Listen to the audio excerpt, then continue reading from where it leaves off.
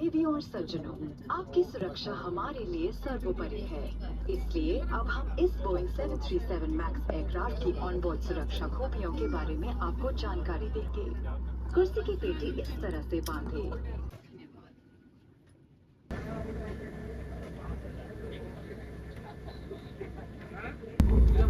देवी और सज्जनों नमस्कार, वाराणसी में आपका स्वागत है। इथं विचारला मी एकाला, तो काय बोलतो मालूम नाहीये. तर आता आम्ही चाललोय तिकडच्या दिशेने, कुठल्या दिशेने निघतोय बघतो.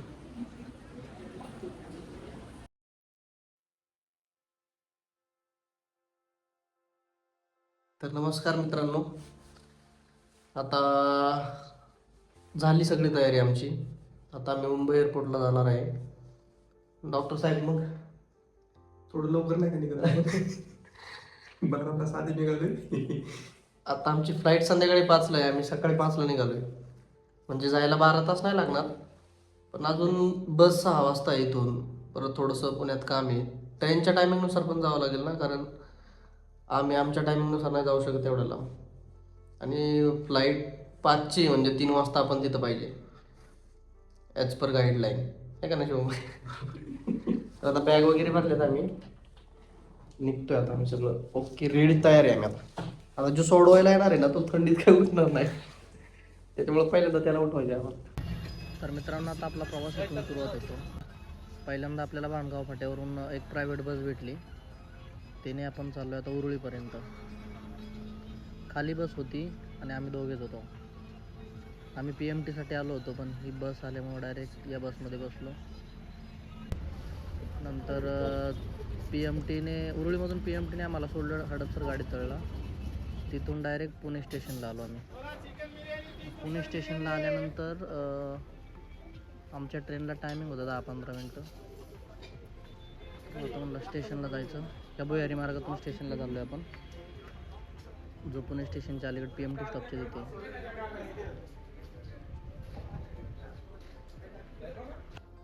आणि ट्रेनचं तिकीट आपण येतानाच बसमध्ये असतानाच काढलं होतं ऑनलाईन UTSवरून. म्हणलं जेणेकरून आपण जर टायमिंगला एकदम एक्झॅक्ट टायमिंगला गेलो तर मग तिकीटचा प्रॉब्लेम होईल, त्याच्यामुळे अगोदरच ऑनलाईन तिकीट काढलं आणि डायरेक्ट स्टेशनला गेलो. बॅग वगैरे चेक केली. रेल्वे स्टेशनला पण बॅग चेक करावं लागते. नंतर बॅग एक्सरे मशीनमध्ये टाकलं.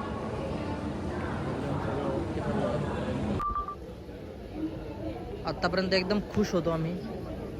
आणि ट्रेनचा टायमिंग पण मॅच झाला, सीट पण व्यवस्थित भेटली. थोडंसं लेट गेलो असं तो उभं राहून जायला लागला असता मला दादरपर्यंत. ट्रेनमध्ये बसलो, जागा भेटली, ट्रेन पण निघाली. एकदम झकासमध्ये कार्यक्रम चालू होता. 1-1.5 तासाने, 1 तासानंतर लोणावळ्याला आली गाडी. लोणावळा सोडला तर खंडाळ्यामध्ये चालू आहे. पाहू शकता तो टायगर पॉईंट वगैरे खंडाळ्याचा. आणि प्रगती एक्सप्रेस सुपर फास्ट आहे, त्याच्यामुळं काय प्रॉब्लेम नाही. एकदम परफेक्ट टायमिंगला सोडवणार होते आम्हाला, ॲज पर टाईम चालू होती. तर आता पाहू शकता पनवेल स्टेशन आलं आहे.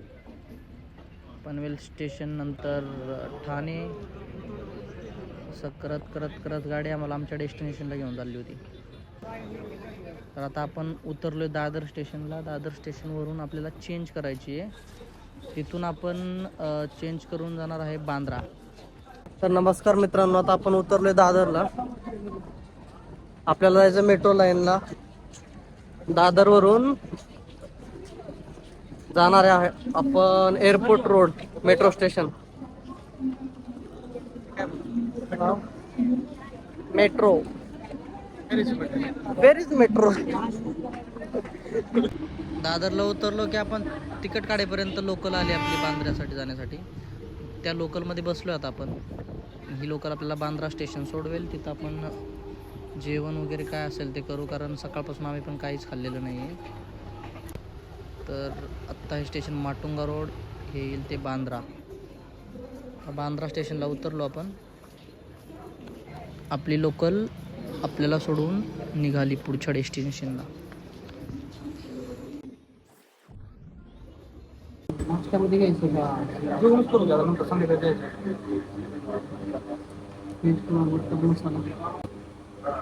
तर आता आम्ही बांद्रा स्टेशनला उतरलोय आणि खाण्यासाठी आलोय, कारण सकाळी आम्ही लवकर निघालो होतो.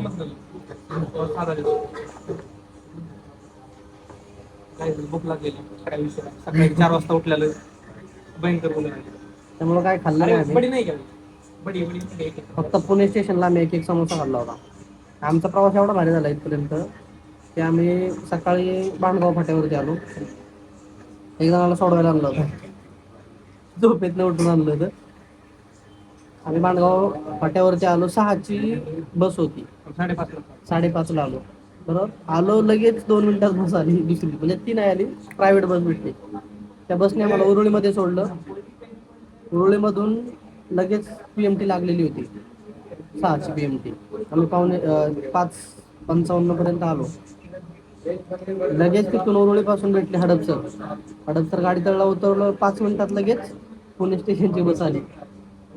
पुणे स्टेशनला आलो. 15-20 मिनिटात प्रगती लागलेली होती. 15-20 मिनिटात प्रगती एक्सप्रेस आलो. जागा पण भेटली एकदम व्यवस्थित. दादरला उतरलो 11:15ला. दादरला उतरलो. लोकलचं तिकीट काढायला गेलो, तिकीट काढलं, पैसे रिटर्न घेईपर्यंत लोकल आली. लोकलमध्ये बसलो आणि आता बांद्रा स्टेशनला उतरलो. आता इथं जेवण वगैरे करतो, पोटपूजा करतो अगोदर. नंतर आत्ता वाजलेत 11:15. 4ची फ्लाईट, 5ची फ्लाईट होती आमची, झाली आता 4ला, 4:20ला. 4:20ला झाली, म्हणजे 2 तास अगोदर जावं लागतं. 2 वाजता, 12 वाजलेत आता. आम्ही जेवण करेपर्यंत 1 वाजले. आरामात जायला आम्ही स्टेशनला. आणि नंतर मग जायला 6:40ला लँडिंग आहे वाराणसी एअरपोर्ट. तिथून आम्हाला नाही म्हणलं तरी 27 किलोमीटरचं अंतर आहे. कारण आता शुभमची पहिली वेळ आहे फ्लाईटने, माझी 6वी वेळ आहे. त्यामुळे पहिल्यांदा गेलो होतो वाराणसी, त्यामुळे मला माहिती आहे. मग 6:40 जवळपास धरायचे, 1.5-2 तास रिक्षा भेटेपर्यंत, रूम वगैरे 9 वाजतील आम्हाला रूममध्ये जायला. मग तिथून पुढं पाहू, रिलॅक्स होऊन सकाळी लवकर उठून मग दर्शनाला पुढचा अपडेट तुम्हाला भेटून जाईल. आता पहिली पोटपूजा करतो मी. तर आपली ऑर्डर आलेली आहे आता.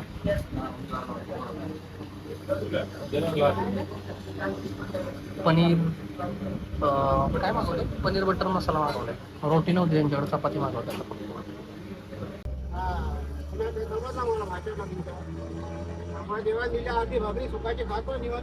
बरोबर.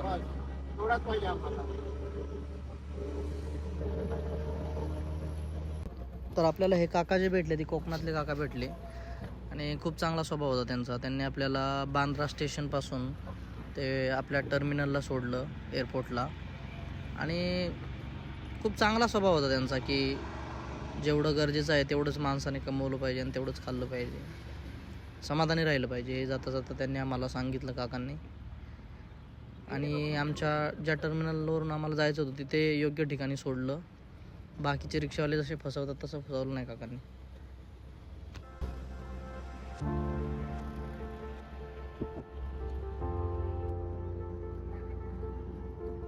हा आहे ATC tower, air traffic controller, जिथून सगळ्या फ्लाईट ऑपरेट होतात आणि सगळं ऑपरेशन पाहिलं जातं. तो हा टॉवर असतो प्रत्येक एअरपोर्टला, तुम्ही बघू शकता.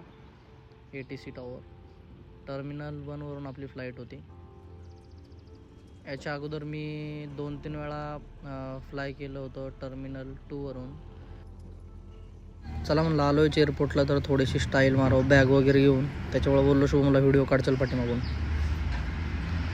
तो बोलला चल बाद झालं, खूप चांगला आला व्हिडिओ, आता माझा पण काढ. तर नमस्कार मित्रांनो, आता आपण एअरपोर्टला आलोय. जस्ट उतरलोय रिक्षातून. तर आता आतमध्ये जाऊ, पहिलं बोर्डिंग पास घेऊ. चेक इन वगैरे झालेलं आहे आपलं, बोर्डिंग पास घ्यायचे आणि आतमध्ये जाऊ, जरा फ्रेश वगैरे हो. फ्लाईटला टाईम आहे, टर्मिनल 1ला आपली फ्लाईट आहे. तर टर्मिनल 1ला आलो आहे, कारण 2 आणि 1मध्ये बराच डिस्टन्स आहे. मी 2मधून गेलो होतो, टर्मिनल 2 वरून 1-2 वेळा गेलो होतो, पण आत्ता टर्मिनल 1ला आहे. तर पाहू आतमध्ये जाऊन कसं आहे ते. प्रत्येक एअरलाईनचं असं डिपार्चर गेट असतं, जिथं चेकिंग वगैरे त्यांची सेपरेटली होत असते. तर हे इंडिगोचं आहे आणि आपलं जे आहे आकाशा एअरलाईनचं ते पुढे होतं. आता आपण आतमध्ये येऊन चेक इन काउंटरला आलो आहे, जे की बोर्डिंग पास घ्यायचा होता आपल्याला. ऑनलाईन चेक इन आपण ऑलरेडी केली होती. त्यांनी आय डी कार्ड वगैरे चेक करून आपल्याला बोर्डिंग पास दिलेला आहे. आपली एक स्टेप तर कंप्लीट झाली होती. आता आपल्याला फ्रेश वगैरे व्हायचं होतं, कारण आपण सकाळपासून ट्रॅव्हल करत होतो 5-6 तास. त्याच्यामुळं शुभमची पण पहिली वेळ होती, त्यामुळे तो पण खूप खुश होता बोर्डिंग पास पाहून. ही पहिली स्टेप होती, आपल्याला चेक इन वगैरे करायचं होतं, सिक्युरिटी चेक इन ते पुढं असतं. तर बोलला तर बोर्डिंग पास भेटलं म्हणजे एक काम झालेलं आहे. जरा फोटो वगैरे काढू ह्या एरियामध्ये, कारण आलो आहे म्हणजे पोस्ट करायला लागणारच आहेत फोटो गेल्यावर. हे याच्यावरती फ्लाईटचा सगळा टाईम दिसतो. बेंगलोरला जाणारी कधी आहे, कोची, दिल्ली, कोलकाता, हैदराबाद, बेलगाम, दिल्ली. आपलीवाली फ्लाईट आकाशा एअर 27 नाही, याच्यामध्ये नाही दाखवत. त्याच्यामध्ये जास्त करून इंडिगोच्या दिसतात पा.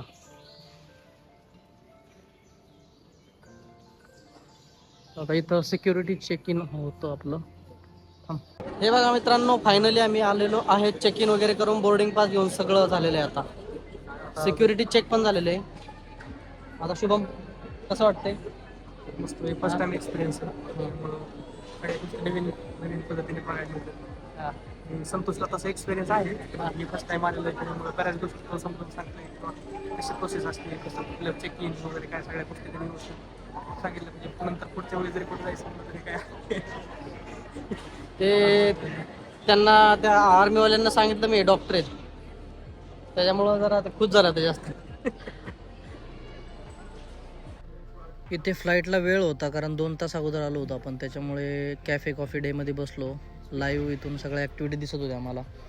टेक ऑफ, लँडिंग, इंडिगोची एक बस लँडिंग आहे, होत होती, टेक ऑफ होत होतं. इलेक्ट्रिक बस आहे. इंडिगोच्या बसने लोक त्यांच्या जे फ्लाईट पर्यंत फ्लाईट घेऊन उभी जात असेल होते. ते लांब असेल ना, त्याच्यामुळे ते चाललेत म्हणजे घेऊन. इथं डायरेक्ट बोर्डिंग गेट नाहीये, बोर्डिंग गेट पाठीमागच्या साईडला होतं. इथं लोकांना बसवणार त्याच्यामुळे बसमध्ये लोकांना चालवत आणि घेऊन फ्लाईट जाऊ शकत नेऊन सोडणार. मग सीट पकडा आपलं जाऊन. तिकडं सीट पकडा पकडे मग आपलं बस माझी जागा आहे, माझी जागा आहे. नाही, मला खिडकीची जागा. आता मस्त कॅफे कॉफी डे मध्ये बसलोय, कॉफी वगैरे पिलोय, चिल चालू आहे जरा. 45 मिनिट अगोदर बोर्डिंग गेट ओपन होतं, जे की तिथं बोर्डिंग पास वगैरे चेक केले जातात आपले. आणि नंतर बसमध्ये जिथे बसची सुविधा आहे, गरज आहे, तिथून बसमध्ये बसून घेऊन जातात आपल्याला फ्लाईटपर्यंत. इथं बोर्डिंग गेट लगेच नव्हतं, त्याच्यामुळं आपल्याला बसमध्ये घेऊन चालले होते जिथे फ्लाईट आपली लागलेली आहे तिथे. त्यांनी एक राऊंड मारला आपल्याला एअरपोर्टला, जो टॅक्सी वे असतो त्याच्यावरूनच घेऊन जातात. आपल्या जिथं फ्लाईट लागली होती तिथे घेऊन चालले होते आता आपल्याला. आपण चाललो होतो आकाशा एअरने. आकाशा एअरलाईनची बुक केली होती फर्स्ट टाईम. अगोदर इंडिगोनेच गेलो होतो मी बऱ्याच वेळा. तर म्हणलं आकाशा एअरलाईनचा एक्सपिरियन्स बघूया कसा आहे. आणि बोईंग होतं. इंडिगोचे कसे एअरबस येतात, हे समोर जे दिसते ते एअरबस आहे. आणि आपलं आकाशा एअरलाईनचं जे होतं ते बोईंगवालं होतं, खूप मोठं होतं. तर आपल्याला बॅक साईडने घेऊन आले ते फ्लाईटकडे, तिथून आपल्याला आतमध्ये चढवतील.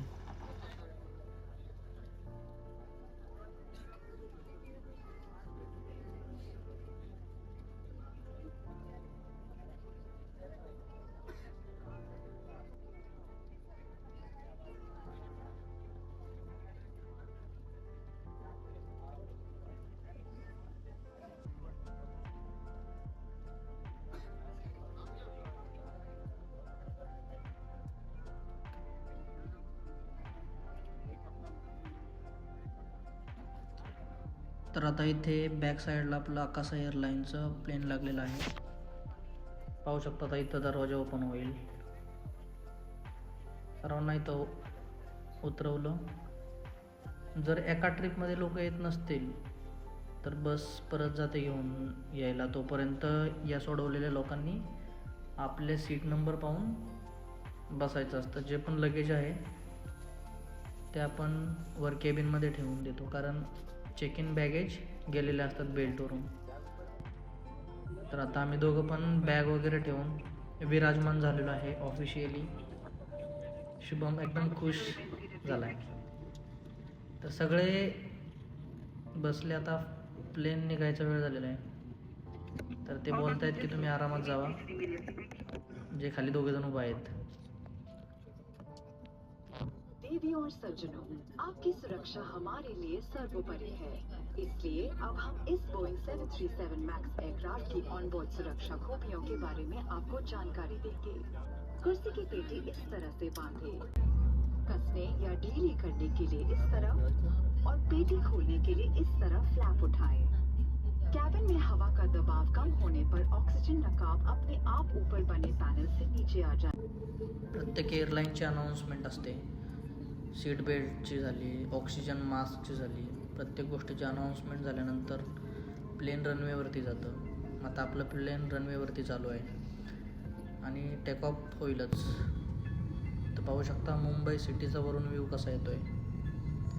जे पण सिमेंटचे जंगल आहे तुम्ही बघू शकता वरून कसं दिसतंय. आणि आपला अरबी समुद्र, अथांग असा समुद्राच्या वरून आपण उड्डाण घेतलेलं.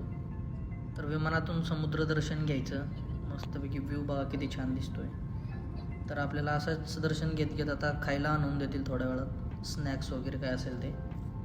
तर आपल्याला खाण्यामध्ये त्यांनी मखना दिलं होतं आणि 2 ज्यूस दिले होते आणि एक चॉकलेटचं बॉक्स दिलं होतं. तर हे बघू शकता विमानामधलं टॉयलेट कसं असतं. असं असतं टॉयलेट. आणि वरून नजारा पाहिजे तुम्हाला, कसा नजारा आहे रात्रीचा 7-8 वाजता. तर आता आपण वाराणसी एअरपोर्टला लँडिंग केलेलं आहे. हा लँडिंगचा टाईम आहे, पाहू शकता स्पीड किती आहे लँडिंगचं. आणि लँडिंग एवढी सॉफ्ट नाही झाली, एकदम हार्ड लँडिंग केली पायलटने. भाईनी आम्हाला घाबरवलं एकदम. शुभम तर एकदम घाबरला, कारण देवी और सज्जनों नमस्कार। वाराणसी में आपका स्वागत है। बाहर का तापमान 17 डिग्री सेल्सियस है। कुर्सी की पेटी के संकेत रहने तक कृपया अपने स्थान पर बैठे रहें। बच्चों के साथ यात्रा कर रहे यात्रियों से अनुरोध है, कृपया ये सुनिश्चित करें सीट बेल्ट संकेत बंद होने तक बच्चे अपनी सीट बेल्ट लगाए रखें। अब आप मोबाइल फोन का इस्तेमाल कर सकते हैं। सामान कक्ष सावधानी से खोलें और विमान से उतरते समय अपना सारा सामान साथ ले जाएं। जो यात्री अकाता एयर की उड़ान से आगे जा रहे हैं, उनसे निवेदन है कि वे हमारे ग्राउंड पर्सनल से संपर्क करें। पुन्हा एकदा PMT बस आपल्याला घ्यायला आलेली आहे. प्लेनमधून उतरल्या हे घेऊन डायरेक्ट आपल्याला एक्झिट गेटला सोडतील. तिथे जाऊन आपण आपल्या ज्या पण बॅगेज आहेत त्या घ्यायच्या. बेल्ट नंबर सांगितलेला असतो, त्या बेल्टवरती जाऊन आपल्या बॅगेचं वेट करायचं असतं. तर सगळेजण आपली बॅगची वाट पाहत आहेत. मग याच्यामध्ये बॅग मिस पण होतात. काही सेम बॅग असेल तर ते चुकून घेऊन जातो दुसरा माणूस. त्यासाठी आपण आपली बॅग व्यवस्थित चेक करून घ्यायची असते. आता हे सगळेजण वेट करतायत. आपण पुढे जाऊन थांबू म्हटलं. आपली बॅग जी आहे ती जरा वेगळी आहे, लगेच ओळखायला येईल. प्रत्येकाची वेगळीच असते, पण काही कॉमन बॅग्स राहतात म्हणजे कलर वगैरे, त्यामुळं मिस पण होतात. त्याच्यामुळं शुभमला बोललो चला आपण पुढे जाऊन थांबू आणि आपली बॅग येईलच. इथून मधून बॅगावर येतात पहा. तो बेल्ट कनेक्टेड असतो आउटसाईडला, जिथे बॅगा प्लेनमधून उतरवल्यानंतर टाकल्या जातात. आता पोळ्या झाल्या आपली, दिसली का?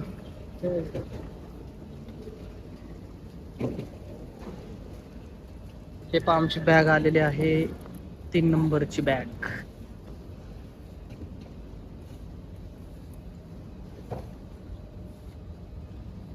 दिस वन इज अवर बॅग.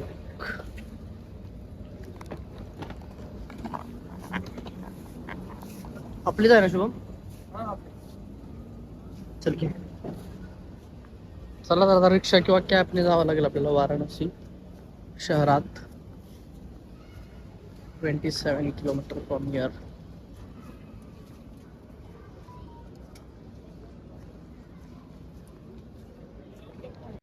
हे आहे एक्झिट गेट. एक्झिट गेटमधून बाहेर आल्यानंतर तुम्हाला वाराणसी एअरपोर्टला दिसून येतील पहा कॅबवाले, ई रिक्षावाले, रिक्षावाले. प्रत्येकजण थांबलेला असतो.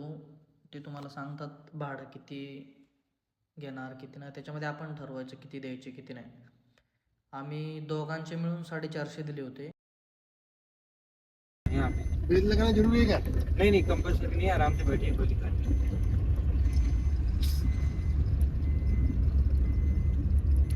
कौन सा गाँव है ये एयरपोर्ट ये वाला? बाबतपुर एरिया पड़ता है सर। बाबतपुर। वाराणसी से कितना दूर पड़ता है? ये सिटी से लगभग 22 किलोमीटर दूरी पड़ता है। यही देखो सामने है, यहाँ पे करना पड़ता है।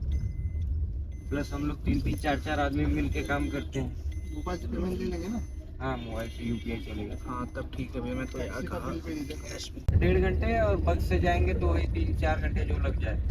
बस से कितना भी टाइम लगेगा? 2.5-3 घंटे। अरे रुकते हुए लेते हुए जाएगी ना, स्टॉप भी है बीच में उसका, आधे 1 घंटे के लिए लालगंज में, अरे वहाँ सैदपुर में।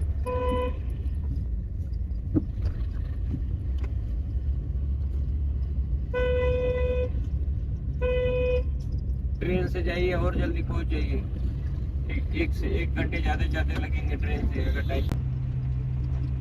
ये भैया यार एक काम करिएगा, मुझे रामनगर के पास में जहाँ छोड़ पाए छोड़ दीजिएगा।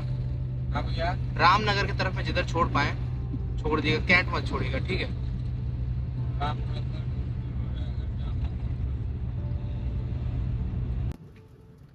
ज्या ठिकाणी आम्हाला कॅबवाल्याने सोडलं तिथून आम्ही एक ई रिक्षा पकडला. ई रिक्षावाल्याला बोललो डायरेक्ट काशी विश्वनाथ मंदिरापाशी सोडा. ई रिक्षावाल्या बोलले की तिथे आता काम चालू आहे सध्या, ॲक्च्युअलमध्ये काम चालूच आहे, रोपवेचं काम चालू आहे काशीमध्ये. ते काही ठिकाणी बॅरिकेड लावले, अलाउड नाही रिक्षा कॅब. तर त्यांनी जिथपर्यंत जाईल तिथपर्यंत सोडलं आणि रूम पण घेऊन दिली. नमस्कार मित्रांनो, तर आता आपण आलो आहे काशी विश्वनाथ मंदिराच्या बाजूलाच रूम घेतली आहे. जस्ट रूम भेटली आम्हाला. आता सीझन एवढा नाही आहे त्याच्यामुळं एवढ्या पण महाग रूम नाही आहेत. ह्याचं रूमचं प्राईस तुम्ही सीझनमध्ये जर आला ना तर तुम्हाला 2,500 रुपयाच्या वरतीच भेटणार. आता आम्हाला ही रूम भेटली आहे 1,000 रुपयाला भेटली फक्त. 1200-1300 बोलत होता, 1,000 आणला. तुम्हाला रूम पण दाखवतो. जस्ट आलो आम्ही, जेवण पण नाही केलं. रूम पण चांगली आहे.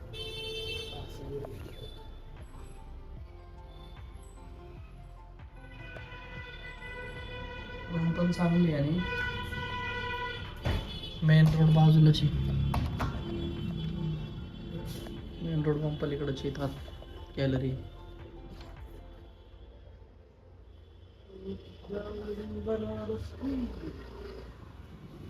गलियों का शहर म्हणतात ना बनारस. मला ज्या टाइम आम्ही जेवण करायचं आहे त्या टाइमात मला दाखवलं. चांगले रूम ओके. तुम्हाला पण जेवण करायचं असेल तर दक्षिण काशीला जावा. 1 नंबर जेवण आहे व्हेजमध्ये, एकदम प्रॉपर क्लिनिंग वगैरे आहे. पुढच्या भागात वाराणसी दर्शन घेऊ.